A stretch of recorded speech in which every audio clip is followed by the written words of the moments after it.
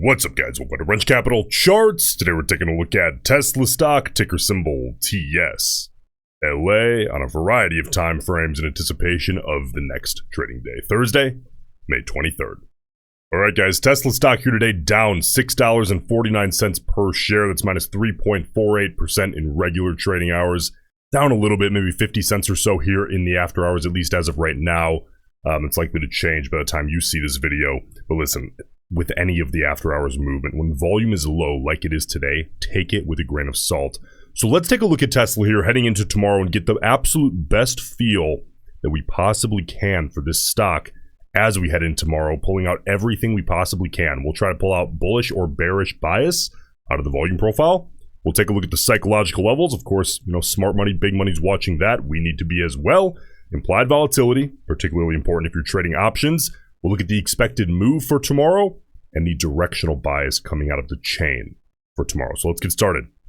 And we will do so on the 5-minute chart with our volume profile analysis, trying to pull out any bullish or bearish bias that we can from beneath the movement that's kind of on top. What already happened, what we already saw, we'll take a look under the hood. By the way, listen, if you are new here, if you haven't done so already, Tesla is a daily upload. I cover this stock every single day after the market closes, so I appreciate you subscribing to the channel if you get value out of these.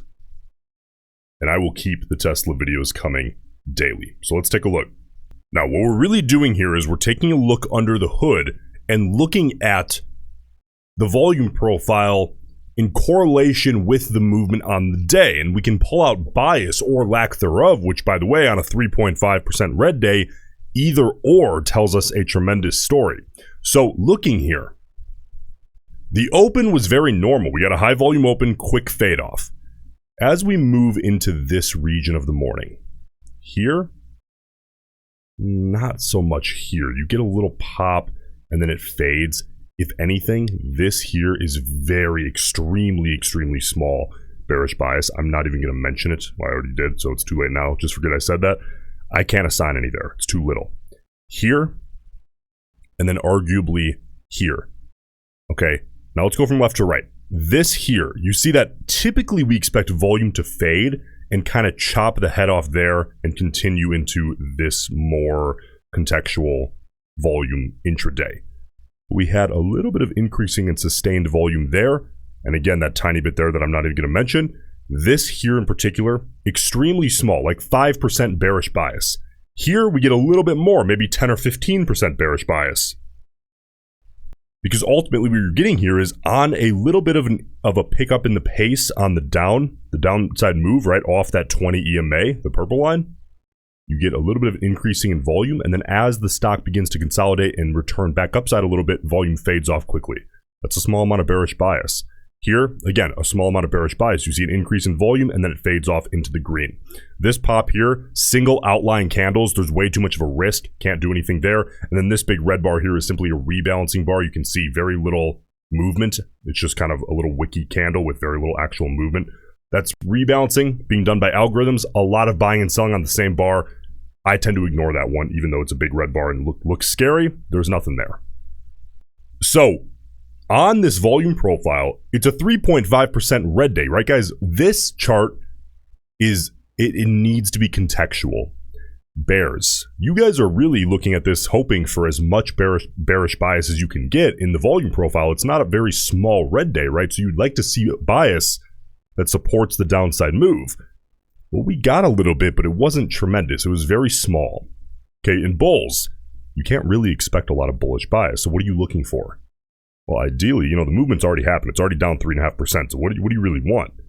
Anything but big bearish bias, right? Because that kind of goes against the actual movement on the day and gives us something to think about. Very small bearish bias today. Not nearly as much as you might expect on a day like this, 3.5% down. So let's move on to something arguably much simpler and very effective. That's, of course, the psychological and self-fulfilling prophecy levels that we're going to see a lot of trade decisions being made around. Now, unfortunately today, here on the 30-minute, we gave up that white line. That's the 50-period moving average. One of the most commonly watched, I would say, indicators in general on a very commonly watched chart, the 30-minute. Well, we gave that up here today. So these two are psychological areas. The gray line is the 200 period. We now lie in between those two. After yesterday's big pull away, it yanked the 50 period up as we discussed, and then this falls kind of through, right? Now, in last night's video, we expected the 50 period to come upside like this, right? It's pretty clear that it was going to, and that there was the test.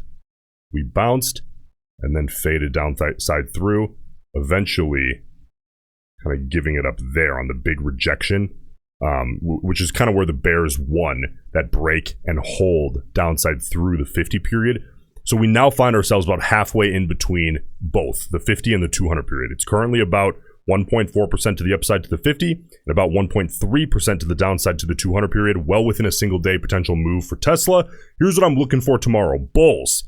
The goal, any downside test of the 200 period, hold as support. But the goal is to rip upside through the 50 on big volume, no problems getting through.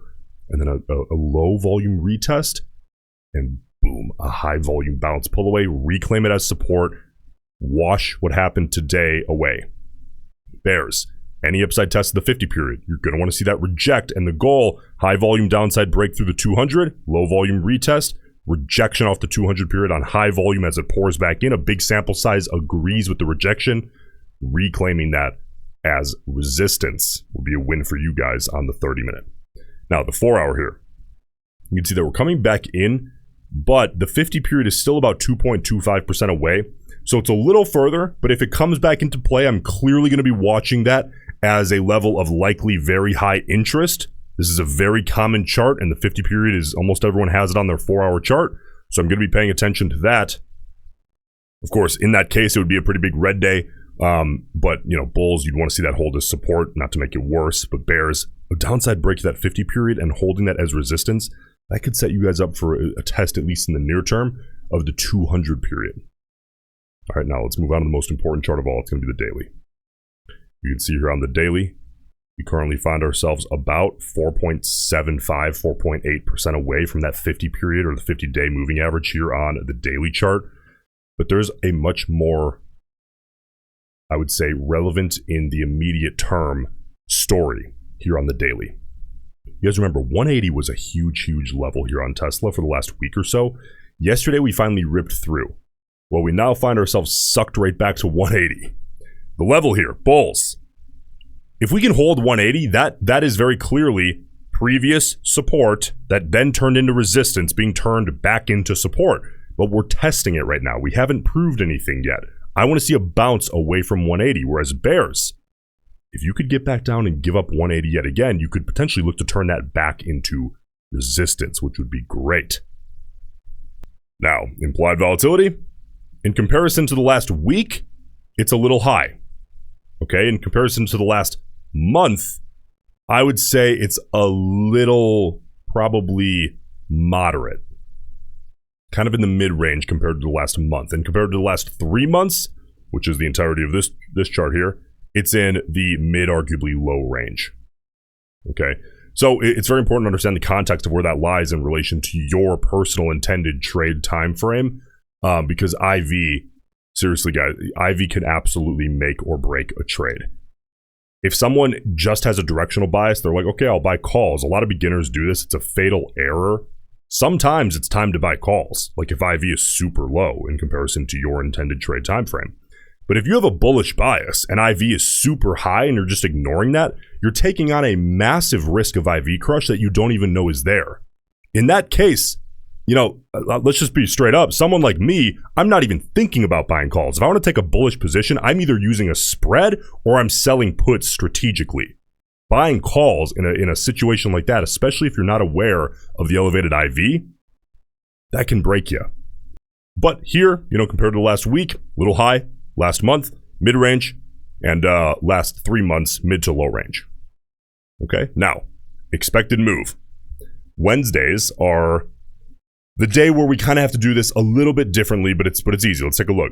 Next expiration we have is, of course, Friday. The expected move on Tesla by Friday's close compared to today's close is plus or minus $5.63 a share. Here's what we do.